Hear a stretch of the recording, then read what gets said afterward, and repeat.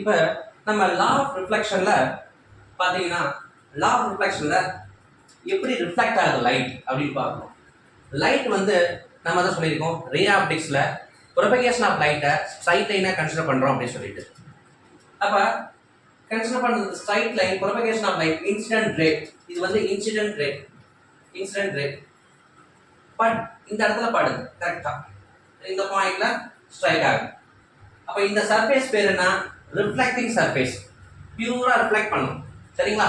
அப்போ இங்க படுற இந்த லைட் ரிஃப்ளெக்ட் ஆகி ஸோ இந்த வேல போகுது. அப்போ இது ரிஃப்ளெக்டட் ரே,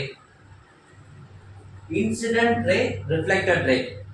இங்க படு கதிர், இது ரிஃப்ளெக்ட் ஆகி போற அந்த கதிர் அப்படின்னு தமிழ்ல சொல்லலாம். அப்ப இங்க என்ன நடக்குது அப்படின்னா நம்ம இந்த ஆங்கிள் ஆஃப் இன்சிடென்ட் ரே என்ன அப்படின்னா ஐன்னு டினோட் பண்றோம்.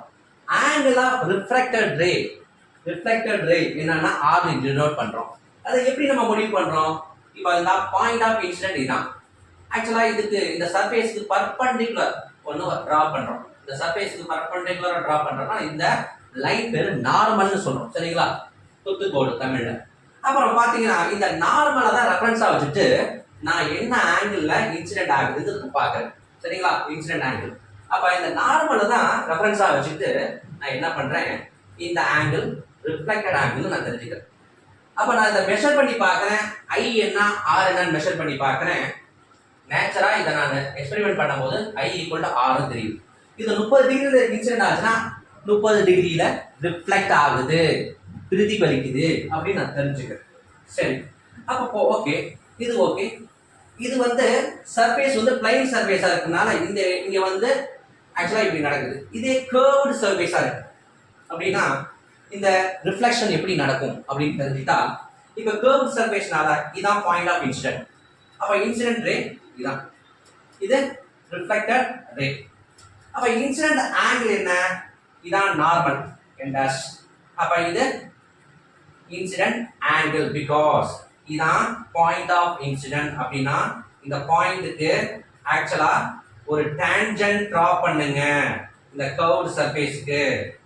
அப்ப டான்ஜென்ட் டிரா பண்ணனும்னா இந்த கர்வ்டு சர்ஃபேஸோட ரேடியஸ் இதுதான். அப்ப இந்த டான்ஜென்ட்டும் இந்த டாட்டட் டான்ஜென்ட்டும் இப்ப இந்த ரேடியஸும் இது என்ன ரேடியஸ் ஆஃப் த கர்வேச்சர் இதுவும் 90 டிகிரி இருக்கும். அப்படிங்கல இந்த இந்த ரேடியஸ் வழியா எக்ஸ்டெண்ட் பண்ணுங்க, இதுதான் நார்மல். அப்ப நார்மல்ன்றது இந்த நார்மல் லைன் வந்து ரேடியஸ் வழியா போய் எங்க முடியுது? இந்த சென்டர் ஆஃப் கர்வேச்சர்ல முடியுது, சென்டர் ஆஃப் கர்வேச்சர்ல முடியுது.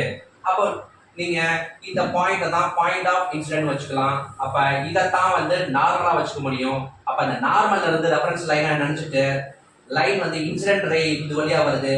அப்ப incident angle I, reflected angle R. அப்ப இதுக்கும் ஐ ஈக்குவல் டு ஆர். இங்க பிளைன் மிரர் இந்த பாயிண்ட்ல இப்படி கன்சிடர் பண்றோம். பிளைன் இப்படி பிளைன் மிரர் பிளைன் சர்ஃபேஸ் எப்படி கன்சிடர் பண்ண மாதிரி இந்த டான்ஜென்ட் லைனை இந்த கர்வ் சர்ஃபேஸ்க்கு பிளைன் மிரரா கன்சிடர் பண்றோம். இப்போ இந்த பாயிண்ட் வச்சுட்டா இதுக்கு ஒரு டான்ஜென்ட் டிரா பண்ணணும், டான்ஜென்ட் நார்மல் டிரா பண்ணணும். அப்ப அதுதான் என்னவா இருக்கும்? நார்மல் வச்சுப்போம், இன்சிடென்ட் ரே, ரிஃப்ளெக்டட் ரேன்னு கர்வ் சர்ஃபேஸ் டிரா பண்ணுவோம் சரிங்களா. சரி, இப்போ லா ஆஃப் ரிஃப்ளெக்ஷன் அப்படின்னா என்னன்னா இந்த incident ray, reflected ray, normal, இந்த பிளைன் சர்ஃபேஸ் எல்லாமே சேம் பிளைன்ல இருக்கும். பேப்பர் மாதிரி வரைஞ்சீங்கன்னா அதுல சேம் பிளைன்ல இருக்கும் சொல்றது ரைட். அடுத்தது இந்த இன்சிடென்ட் ஆங்கிளும் ரிஃப்ளெக்டட் ஆங்கிளும் ஈக்குவலா இருக்கும். இந்த ரெண்டு லாவும் தான் லா ஆஃப் ரிஃப்ளெக்ஷன் சொல்றோம் சரியா.